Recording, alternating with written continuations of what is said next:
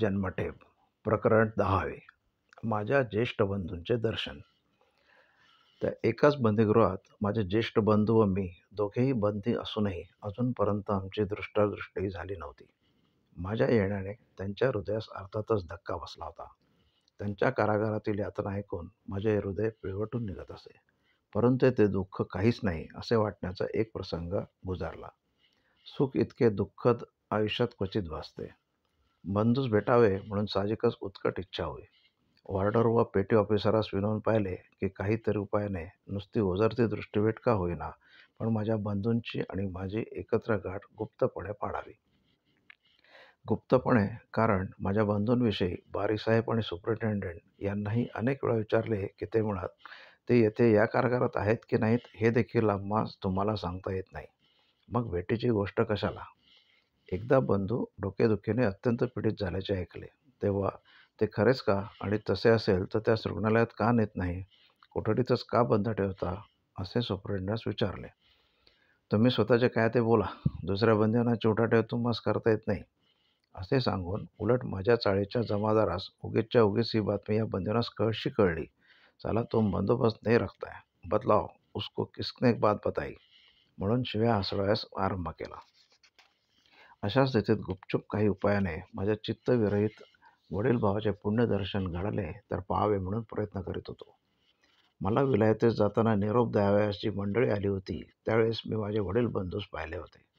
त्यानंतर त्या बंदीगृहात त्यास पाहण्याचा प्रसंग. मनात वाटे त्यास अत्यंत खेद होईल म्हणून भेटणे टाळावे, पण तसे ते टाळले म्हणजे दुःखास तोंड देण्यास कचरणे नव्हे काय. दुःखाचा हत्ती तर हृदय पोखरीत आत शिरलाय.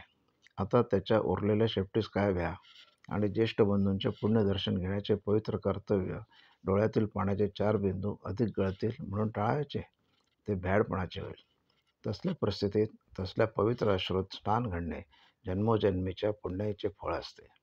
अखेर संध्याकाळी सर्व बंदिवानांची कामे मोजून घेण्याची जी वेळ असते, तेथे त्यांची भेट घेण्याचा संभव आहे असे पाहून एका वॉर्डराच्या साहाय्याने ती जुळवण्याचे ठरले.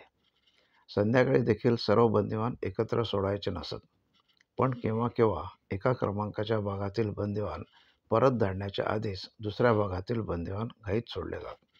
त्या घाईचा लाभ घेऊन माझ्या बंधूंच्या काम मोजून देण्यास येण्याच्या वेळीच माझ्याकडील भागातील बंदिवान सोडले गेले, आणि मी पण त्यात घुसलो. तो दुरून परतता माझे बंधूंची माझी दृष्टादृष्ट झाली. विलायतेस जाताना मला त्यांनी तसे पाहिले. माझ्या भावी भाग्योदयाच्या लौकिक आशांचे राख अंगास फासून अशा अत्यंत क्रूरास्पद स्थितीत त्यांनी मलाच पाहिले. क्षणभर त्यास दिग्मूढ झाल्यासारखे झाले.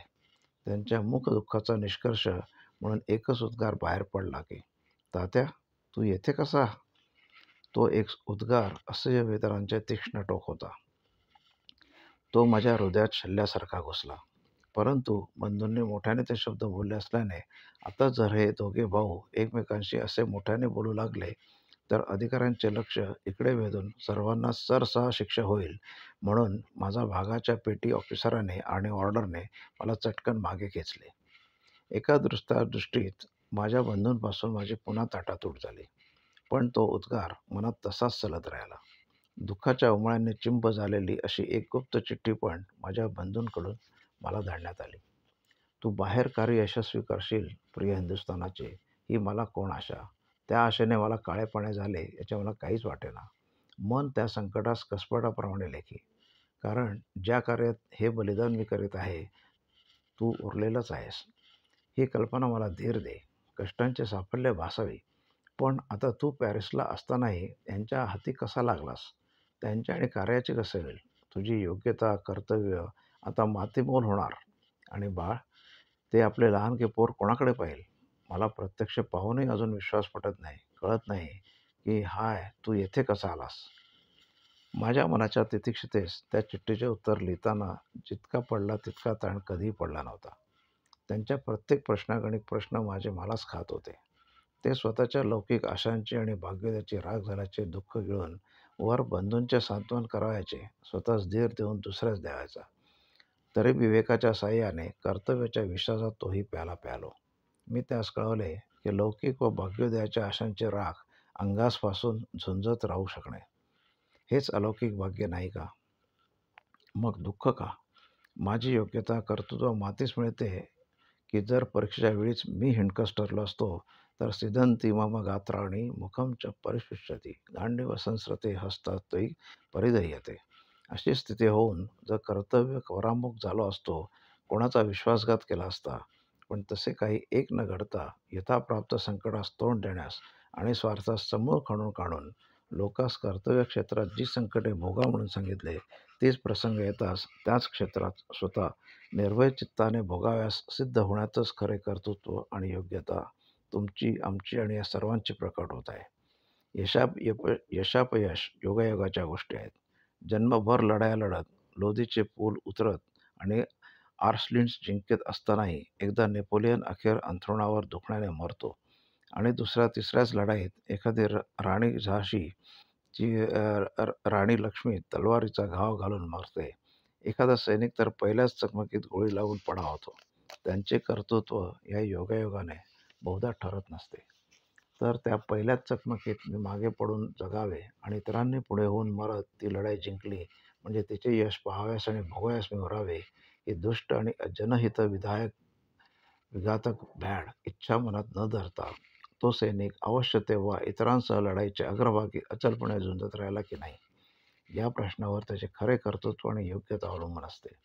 त्या कसोटीस मला वाटते आपण सर्व उतरलो आहोत आणि म्हणूनच लौकिक व भाग्योदयाच्या सुवर्ण वलयात आपण जितकी धन्यता पावलो नसतो, तितकी त्या भाग्योदयाची अलौकिक राख अंगास फासून आज या कारागारात अशा अवश आणि करुणास्पद स्थितीत पडलो असता वास्तविकपणे आपण चाललो आहोत. ही संकटे सोसणे आणि असे कारागारात सडत कोणासही न कळत ज्यांच्यासाठी हे कष्ट भोगले त्यांचेही शिव्याशाप खात असे मरणे, हेच आता आपल्या आयुष्याचे ध्येय. तितकेच महान की जितके बाहेर राहून कीर्तीच्या आणि दुदंबीच्या तालावर झुंजत राहणे जितके महान समजले जाते. कारण अंतिम विजयास ते ज्ञात झुंजणे आणि ते दुदंबीचे निनाद जितके आवश्यक असतात, तितकेच ते भुयारातील अश्रुत कळणे आणि अज्ञात प्राणोत्क्रमणे ही आवश्यकच असतात. आणि कार्याच्या विषयी मी ज्यावेळेस हायकोर्टात शिक्षा लागणार होती, त्या दिवशी याविषयी जे पद केले होते तेच आज त्या कठोर शिक्षेच्या जबड्यात भरडलो जात असतानाही माझ्या हृदयाचा विश्वास आणि भावना मुखरित करीत आहेत.